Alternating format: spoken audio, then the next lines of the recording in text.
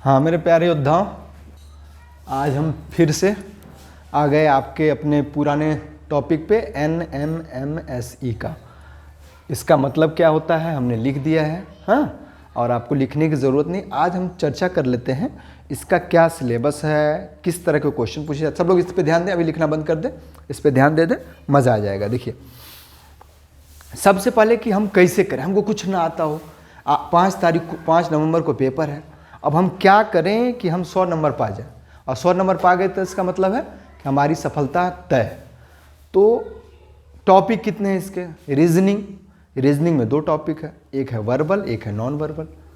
फिर जिसको भाषिक और अभाषिक बोलते हैं, 90 अंक का है।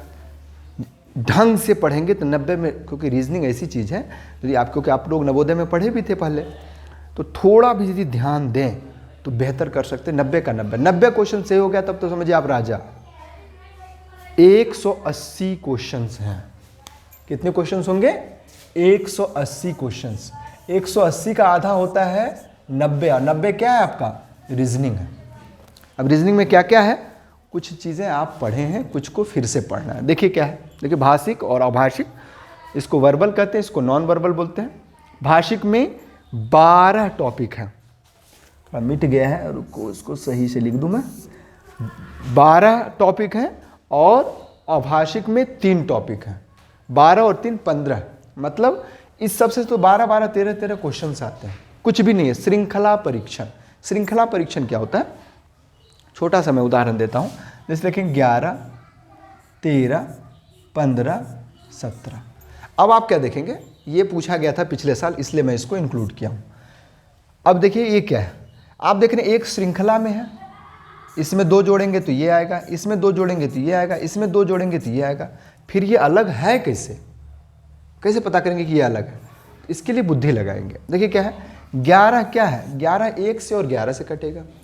13 किससे कटेगा? 1 से और 13 से कटेगा। 17 किससे कटेगा? 1 से और 17 से कटेगा। लेकिन 15 1 से भी कटेगा, 3 से भी कटेगा, 5 से भी कटेगा, और 15 से भी कटेगा, क्योंकि 15 जो है वो भाज्य है, और ये बाकी सब क्या है? अभाज्य है। तो हमारा आंसर क्या होगा? 15 होगा। ये पिछले साल आपके पेपर में पूछा गया था। ऐसा ही क्वेश्चन है।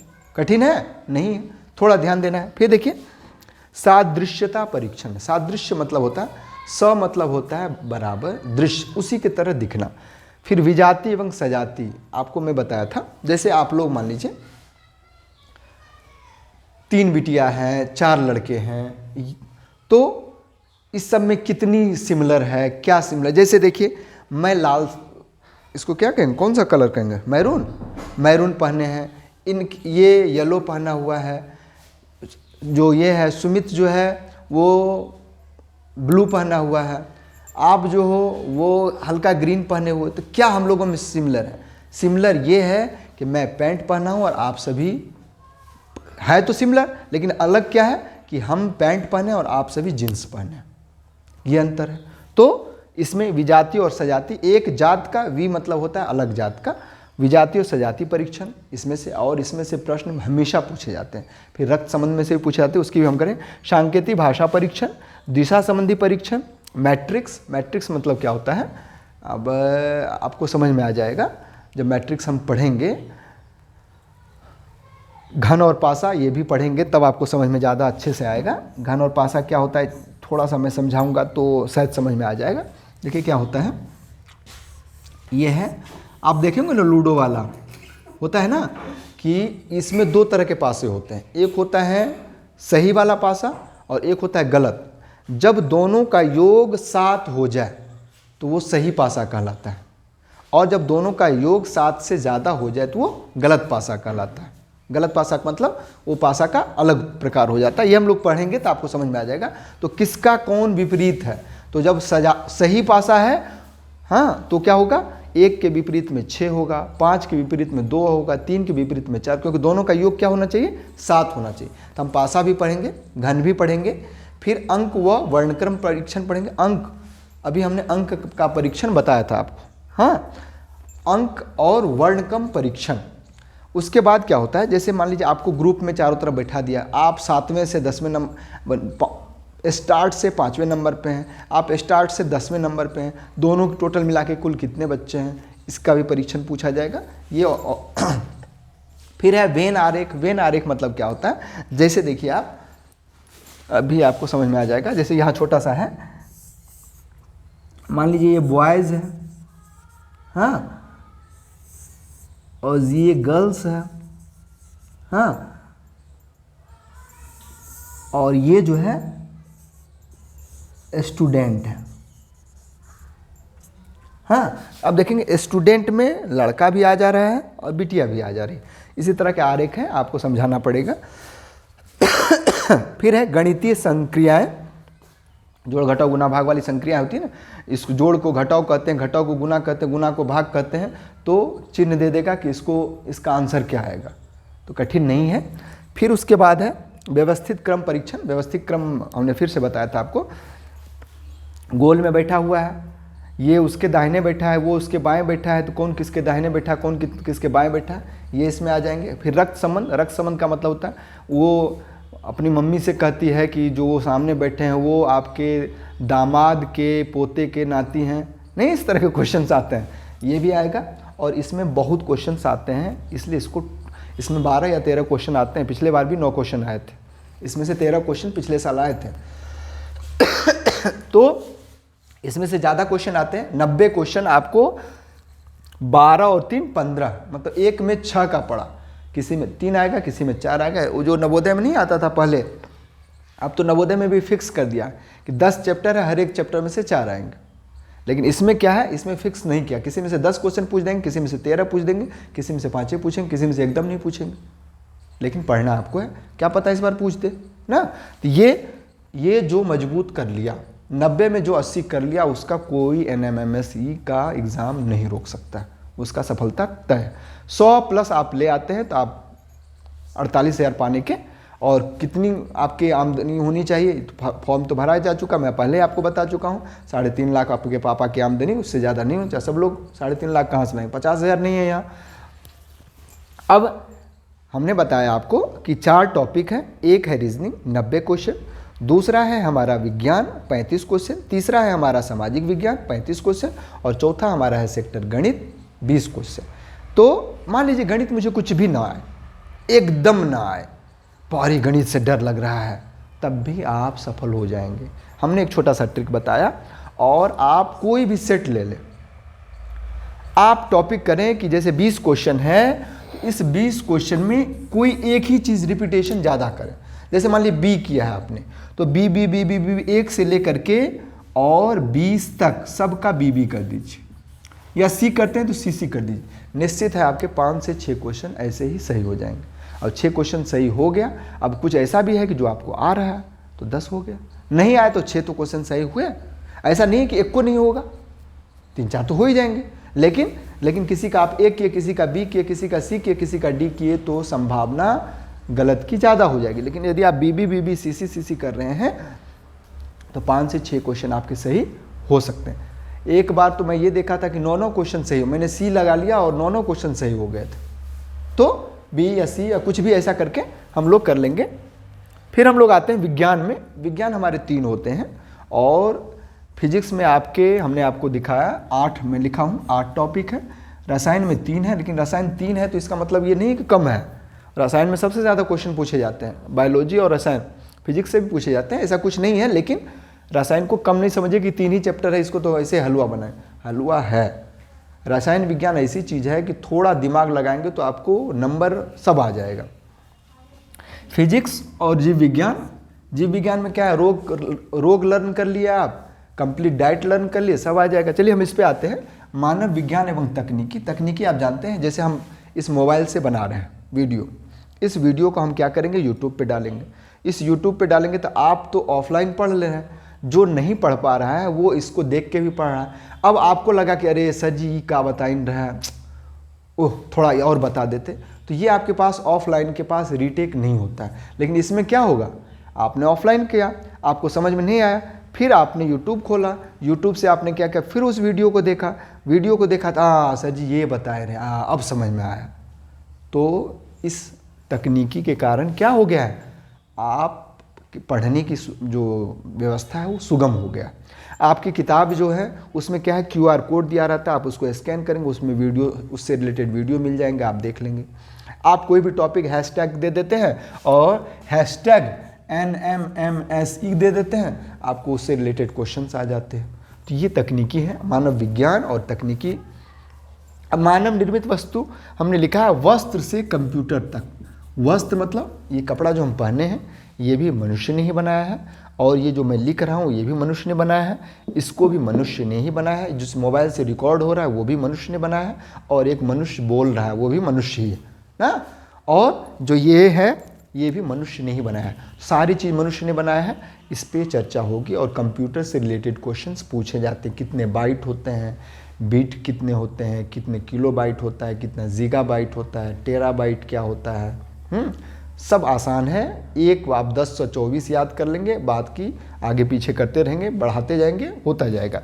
फिर है कंप्यूटर साक्षरता दिवस कब मनाया जाता है, तो 2 दिसंबर को मनाया जाता है।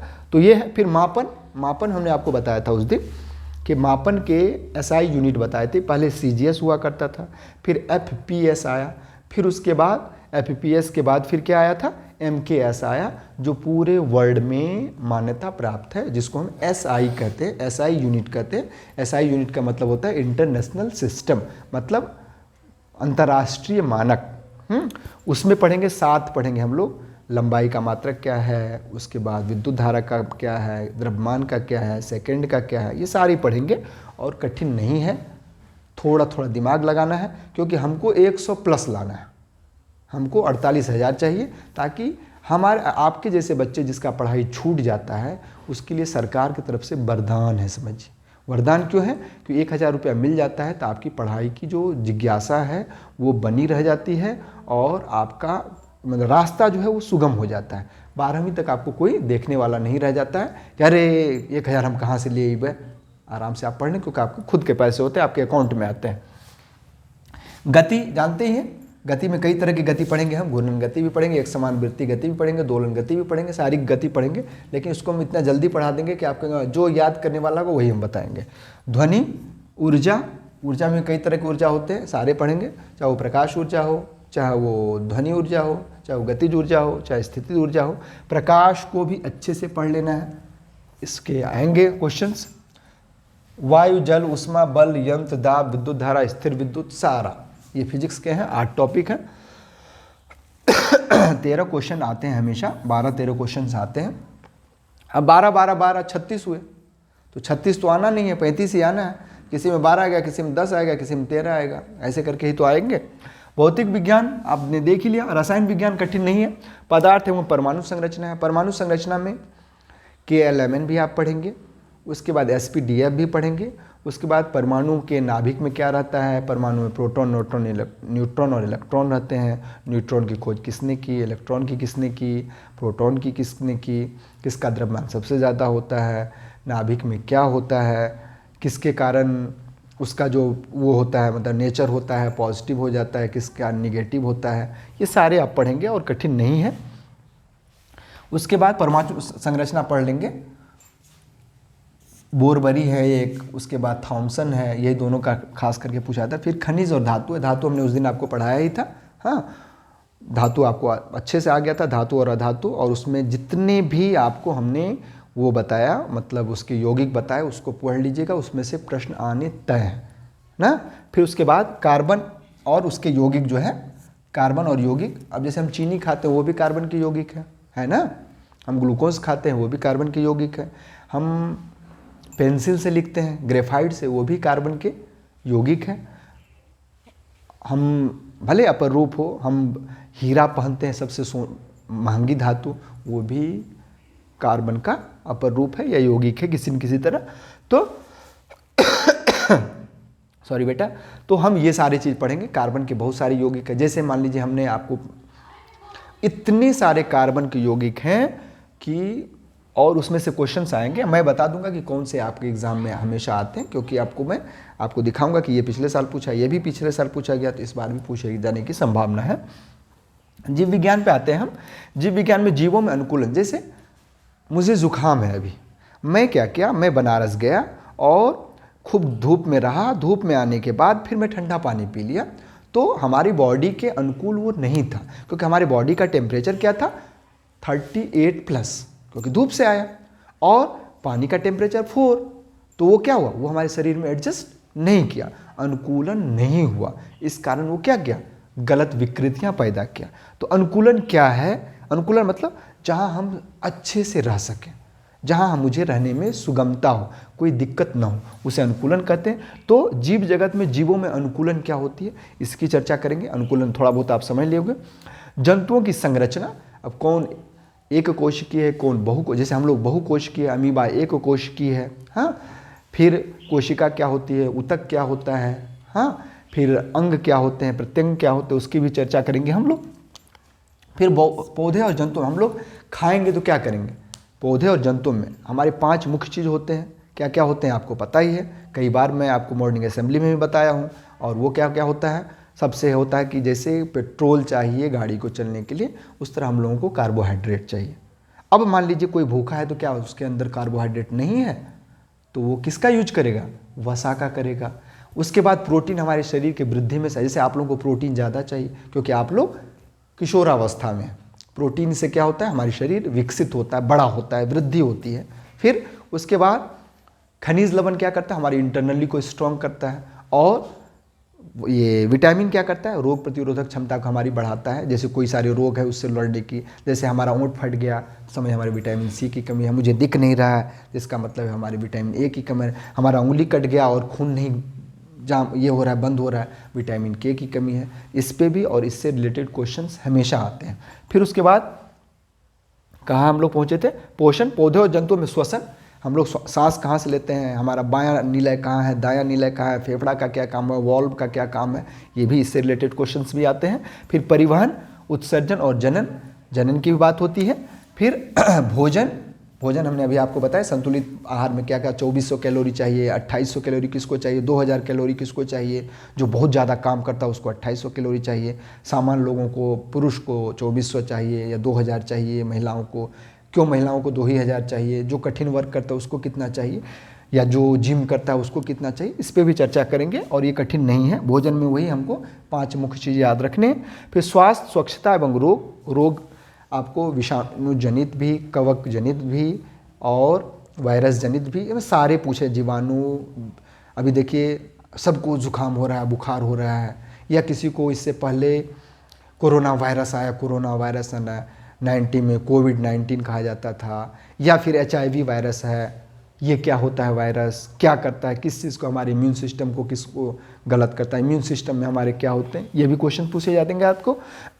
फिर देखिए लाभदायक और हानिकारक पौधे, जैसे क्या होता था कि हमारे यहाँ पहले पानी बहुत अधिक मात्रा में होती थी, तो यूकेलिप्टस, जिसको आप लोग क्लेप्टस कहते हैं, कुछ भी कह सकते हैं, कहते हैं, हाँ, ग्रामीण क्षेत्र इसको यूकेलिप्टस कहा था। उसको क्या कहता है, दलदली क्षेत्र में ऑस्ट्रेलिया से लाया गया था वो पौधा, वो पानी खींचता है और वो पर्यावरण का शत्रु माना जाता है। लेकिन अभी मुझे जुकाम है, तो कौन सा ऐसा पौधा है जो हमको अच्छा कर दे, तो उसके लिए तुलसी जी का पौधा को क्या करेंगे हम, तुलसी की पत्ती डालेंगे, उसमें अदरक डाल देंगे, उसके बाद उसमें हल्दी डाल देंगे, फिर सेंधा नमक डाल देंगे, गुड़ डाल देंगे, अच्छे से पिलाएं। तो कुछ पौधे ऐसे होते हैं जो हमारे शरीर के लिए फ़ायदा होता है या हमारे लिए लाभदायक, जैसे सहजन का, मतलब WHO ने सहजन के पौधे को क्या कहा है कि ये प्राकृतिक रूप से मनुष्य के लिए सबसे ज़्यादा फायदेमंद पौधा है। आपको कमर दर्द हो रही है, आपको घुटने में दर्द हो रही है, आपको खून की कमी है, सहजन का पत्ता पीस के पीजिए, सब ठीक।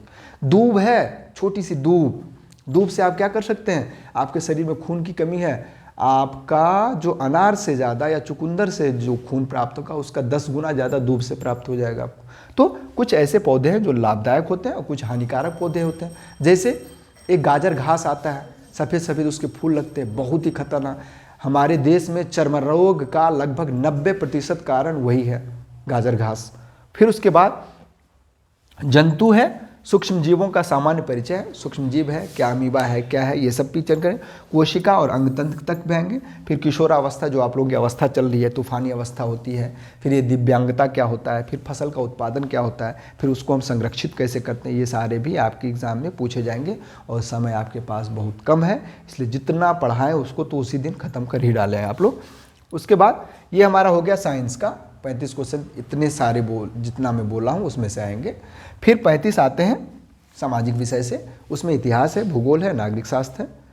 इतिहास कहने के लिए है प्राचीन, मध्यकालीन और आधुनिक, लेकिन एक इतिहास पढ़ने में लोग कहते हैं अच्छा एंशिएंट से एमए किए हैं आप, इतना सारा है, लेकिन हमको उतना नहीं पढ़ना है, हमको संक्षेप में पढ़ना है जो हमारे एग्जाम में आए। जैसे हमको सिंधु घाटी अच्छे से पढ़ लेना है, जैसे राजा कहाँ के प्रमुख को राजा कहा जाता था, जैसे हमारे पूछा जाएगा कि कौन से महाजनपद थे, जैसे महाजनपद थे अंग, मगध, काशी, कौशल, वज्जी, चेदी, मत्स्कुरु, पंचाल, अवंती, गंधार, सुरसेन, अस्मक, ये थे। फिर उसमें से कुछ गणतंत्र थे, कुछ प्रजातंत्र थे, कौन गणतंत्र थे कौन प्रजातंत्र थे। फिर बौद्ध संहिता कब हुई, कितने बौद्ध, मैंने 4 बौद्ध संहिता हुई, कितने जैन संहिता हुई, इससे रिलेटेड क्वेश्चंस हर एक साल पूछे जाते हैं कि कौन इसके अध्यक्ष थे, किस राजा के शासनकाल में हुआ, ये भी आपके इसी इतिहास में पूछे जाएंगे। मध्यकालीन की बात करते हैं, मुस्लिम का आक्रमण कब हुआ, कौन से क्या, किसने क्या, किस राजा ने किसको हराया, कौन सा युद्ध किसके काल में हुआ, इस युद्ध का क्या परिणाम निकला, कब युद्ध हुआ। जैसे मान लिया पूछा जाएगा तराइन का युद्ध कब हुआ, पूछा जाएगा कि प्लासी का युद्ध कब हुआ। फिर हम आधुनिक भारत पे भी आते हैं, हमने अंग्रेज़ से कैसे लड़ा, अंग्रेज़ से लड़े, कब प्रथम क्रांति हुई, किस बार कब विश्व युद्ध हुआ, ये सारे, क्योंकि इसमें लिखा है विश्व में भारत भी था, कहीं हमने देखा था। हाँ, फिर तो ये आधुनिक भारत में भी सारी चीज़ प्रश्न पूछे जाते हैं। फिर उसके बाद आते हैं हमारा भूगोल। नागरिक शास्त्र आपने देख ही लिया, सिंपल है। हाँ, इसमें हमने संविधान के बारे में खास करके पढ़ना है, क्या होता है लोकसभा, क्या होता है राज्यसभा, क्या होता है संसद, संसद में कौन कौन से आते हैं क्वेश्चंस, वो पूछा जाएगा। संसद में कौन होते हैं, लोकसभा, राज्यसभा और राष्ट्रपति क्या होता है। फिर विधानसभा किस राज्य में कितने विधानसभा सीट है, कितने लोकसभा सीट है, ये भी कभी कभी मिलान करने के लिए क्वेश्चंस आ जाते हैं। राष्ट्रपति की नियुक्ति कौन करता है, प्रधानमंत्री की नियुक्ति कौन करता है, कौन शपथ दिलाता है, वो भी पूछे जाते हैं। राष्ट्रपति का वेतन कितना है, राज्यपाल का वेतन कितना है, राष्ट्रपति को जब रिटायर हो जाता है कितना पेंशन मिलता है, ये सारी चीज़ें, इस तरह के क्वेश्चंस भी पूछे जाते हैं। तो नागरिक शास्त्र छोटा सा एक चैप्टर लिखा हूँ, तो इसका मतलब ये मत समझिएगा इसमें से 13-14 क्वेश्चन हर एक साल पूछे जाते हैं। ठीक, फिर हम लोग आते हैं भूगोल में, हमारा सौरमंडल। सौरमंडल जानते हैं, सौरमंडल में 8 ग्रह हैं, कौन कौन ग्रह हैं, बहुत अच्छा याद करने का तरकीब, मंगल, बुध, बृहस्पति, शुक्र, शनि, अरुण, वरुण, पृथ्वी, बहुत अच्छा याद करने का तरकीब हम आपको पहले शुरू से बताते थे। फिर किसकी क्या गति है, किसके, हमने आप लोगों को उस दिन लिखवाया भी था ना कि कौन से किसका क्या है। ठीक, कौन किसके कौन से मंडल हैं, सबसे बड़ा कौन है, सबसे छोटा कौन है, ये आपको बताता है। किसको लाल ग्रह कहा जाता है, कौन, किसी को चमकीला कहा जाता है, क्यों चमकीला कहा जाता है, किसके कारण चमकीला है, कौन सूर्य से पास है, कौन सूर्य से दूर है, पृथ्वी का भगिनी ग्रह मतलब बहन ग्रह किसे कहा जाता है, कौन छल्ला वाला ग्रह है, ये सब सारे क्वेश्चन, किसका रंग कैसा है, ये भी पूछे जाते हैं। फिर हम लोग आते हैं विश्व में भारत, विश्व का भारत में क्या है अक्षांश, क्या है देशांतर, क्यों भारत में, दक्षिण भारत में गर्मी लगती है, उत्तर भारत में गर्मी कम लगती है। और जब हम वहाँ चले जाते हैं, ऊपर चले जाते हैं भारत के, जैसे जब जम्मू कश्मीर में चले जाते हैं, हिमाचल में चले जाते हैं, सिक्किम के तरफ चले जाते हैं, तो ठंड क्यों लगती है, क्या वजह है, तो ये भी हम लोग पढ़ेंगे। फिर पृथ्वी के आंतरिक संरचना, हम ये नीफा पढ़ेंगे, क्रेड पढ़ेंगे। हाँ, फिर उसके बाद सियाल पढ़ेंगे।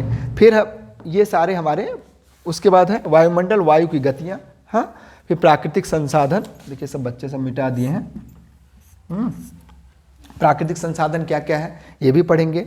कोयला क्या होता है, पेट्रोल क्या होता है, किसका क्या उपयोग है। फिर प्राकृतिक प्रदेश, टुंड्रा प्रदेश है, ठंडा होता है टुंड्रा प्रदेश, वो लोग किस तरह जीवन यापन करते हैं, कैसे घर में रहते हैं, वो भी पूछे जाते हैं। जनजीवन लिखा ही हुआ है। फिर गणित में, गणित तो अपना प्यारा सब्जेक्ट है, नहीं आए तो CCBB करके आ जाइएगा, नहीं तो कुछ कठिन है नहीं। संख्याएं, संख्याएं मतलब वही नंबर सिस्टम, भाज, अभाज, सम, विषम, योग, रोड, अभाज, उसके बाद फिर प्राकृतिक संख्या, पूर्ण संख्या, सारा मैं लिखवा चुका हूँ, ये पूछा जाएगा। फिर है घन वर्गमूल, वर्गमूल का तो मैं आपको इतना अच्छा ट्रिक बताया हूँ, आप लोग हमेशा कर लेंगे, नहीं होगा फिर से मैं बता दूंगा। घनमूल, लेकिन हम लोग पढ़ेंगे कुछ दूसरे तरह से। कल से हम लोग इस पे आएंगे। पहला जो हम लोग पढ़ेंगे वो इतिहास पढ़ेंगे, फिर दूसरा नागरिक शास्त्र पढ़ेंगे, तीसरा भूगोल पढ़ेंगे, फिर उसके बाद हम लोग आएंगे साइंस पे, उसके बाद सबसे अंतिम में इसको करेंगे, क्योंकि ये हमारे 90 अंक का है और इसको चूकने नहीं देना है, 90 में 90 से ही मारना है। ये थोड़ा लेटेस्ट पढ़ाएंगे तो ज़्यादा याद रहेगा आपको। फिर है, लेकिन प्रैक्टिस आप लोग करते रहेंगे। अभी 5 तारीख तक एकदम भूल जाइए कि हमारा कोई है ही भी, किताब के अलावा कोई है ही नहीं। चलिए हम इस पे आते हैं, अंकगणित पे आते हैं। लौसम मौसम आराम है, हमेशा से पढ़ते आ रहे हैं, कोई कठिन नहीं है थोड़ा। और मुझे लगता है वही भागु योग पर देखे थे पिछले साल का कैसा क्वेश्चन था, मैं आपको दिखाया भी था। फिर है वाणिज्य गणित, वाणिज्य गणित वो कॉमर्स वाली बात। फिर है बैंकिंग, वही टैक्सेशन कैसे होता है। फिर इसके बाद है तो क्षेत्र मिति, जानते ही आप कैसे हम क्षेत्रफल निकालेंगे, कैसे हम आयतन निकालेंगे, ये सारी बात। फिर समुच्चय सिद्धांत, समुच्चय सिद्धांत भी कोई कठिन नहीं है, ध्यान देंगे बहुत आराम से हो जाएगा। फिर ये अंकगणित में सारे आ गए थे। सांख्यिकी और प्रायिकता में स्टैटिक्स भी पढ़ना है और प्रायिकता भी पढ़ना है, प्रोबेबिलिटी कि ये कितने बार से, जैसे ये है हमारे पास 2 पेंसिल है, हमारा आँख बंद है, तो कितने बार यदि हम दोनों पेंसिल में से कोई एक निकालेंगे तो कौन रेड लिखेगा कौन ब्लू लिखेगा, हाँ कितने बार, तो वही है प्रायिकता। बीज गणित में बीज गणितीय अवधारणा पढ़ेंगे, व्यंजक पढ़ेंगे, वही नहीं क्वेश्चंस इक्वेशंस पढ़ते हैं। फिर उसमें विभिन्न प्रकार के समीकरण पढ़ेंगे।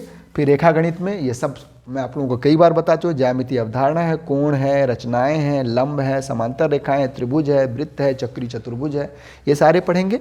फिर निर्देशांक ज्यामिति, कोऑर्डिनेट ज्योमेट्री जिसको बोलते हैं, कार्तीय तल पढ़ेंगे और विविध में सममितता पढ़ेंगे, सिमेट्री जिसको बोलते हैं, त्रिकोणमिति, ट्रिग्नोमेट्री पढ़ेंगे और लॉग, लॉग होता है वो लॉग पढ़ेंगे कि जब बड़े से बड़े गुना को हम कैसे संक्षेप में करें उसका। तो ये सारे आपको पूरा मैं एक्सप्लेन कर दिया क्या आएंगे और किस तरह के क्वेश्चन। तो अब हम कल से इतिहास से रिलेटेड क्वेश्चन पढ़ेंगे। कल मैं प्राचीन भारत कोशिश करूँगा ज़्यादा से ज़्यादा समेट दूँ।